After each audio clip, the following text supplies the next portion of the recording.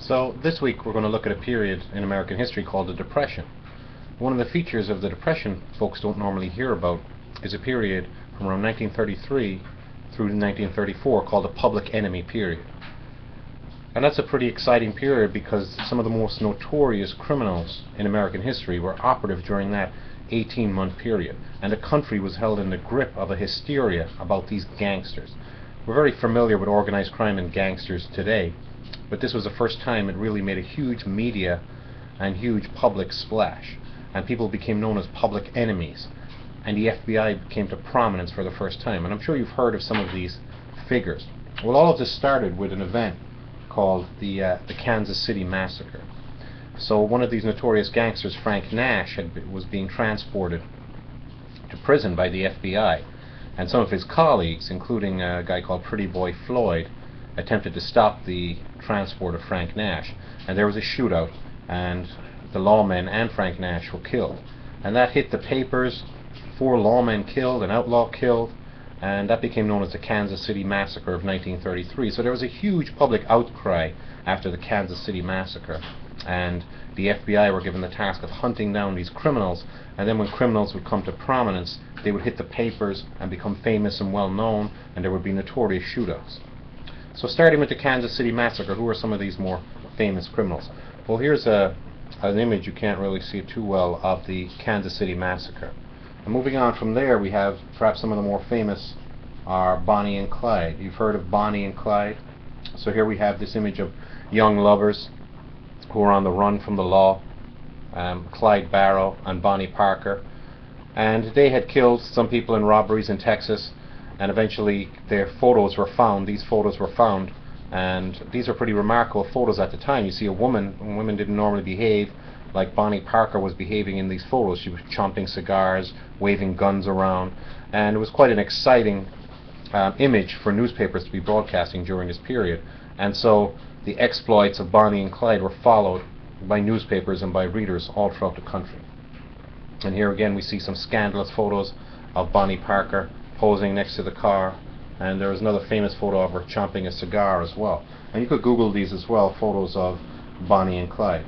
Some other famous criminals of the period were the Barker gang, and another notorious figure was Ma Barker, and this is the mother of the Barker family, and let's try and get a glimpse of her there. And Ma Barker became notorious as well, perhaps unfairly because she was not involved in any criminal activity, but when the FBI surrounded the Barker gang's house, she was killed. And so the FBI put out the story that Ma Barker was essentially the leader of the gang. And that led to a lot of movie retellings down the years where Ma Barker was supposedly the leader of this gang and was a machine gun wielding, cigar chomping figure heading up the gang, where in any case she was the naive mother of a notorious gang, the Barker Karpis gang. Perhaps the most famous figure of the period, and if you've seen the recent Johnny Depp movie you'd know this, is John Dillinger.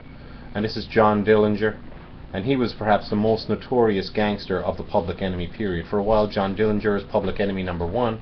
He's pursued throughout the Midwest by lawmen as he holds these daring bank hold-ups and escapes, and he escapes from prison at least twice, and eventually goes into hiding and heads to Chicago, where he's gunned down in a shootout with the FBI. And John Dillinger was a relatively handsome guy, and he was gregarious, and he would interact with his jailers and interact with the press, and you can see him smiling in these photos here. So John Dillinger acquired this reputation as something of a rogue, and a lot of people would have admired him. You find letters in the paper of the period saying, well, the banks caused the Depression, and the banks are kicking farmers out of their homes. So good for John Dillinger and these bank robbers. But of course these guys were notorious killers, and the FBI would put out wanted posters, much like the Old West. So America is almost reliving the Old West during this period.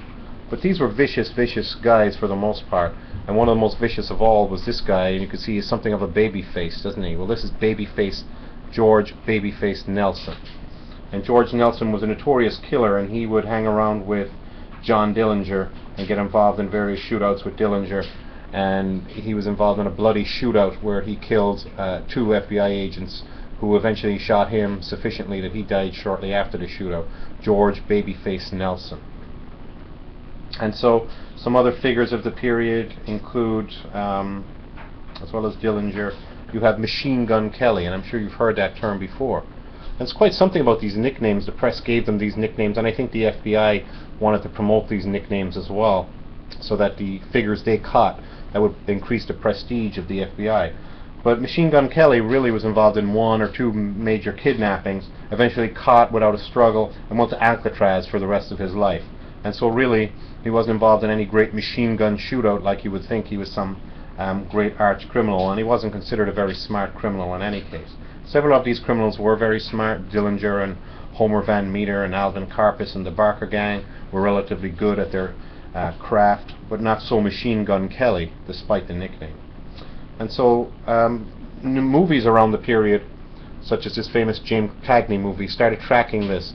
And so while mafia was increasing, the organization or the outfit in Chicago under Al Capone was increasing, and there was this huge public enemy period where these robbers from John Dillinger through to Bonnie and Clyde are going around the country in high-powered cars with high-powered weapons, holding up banks and killing law officers. It really caught the imagination and caught the notoriety of the nation. And just one more figure to show you was Alvin Karpis, and he was in the Karpis Barker gang, and he's considered one of the few to survive the period. Most were imprisoned or most died. Karpis went to prison for 26 years. He got out, and in 1979 he died in Spain. So that's the public enemy period.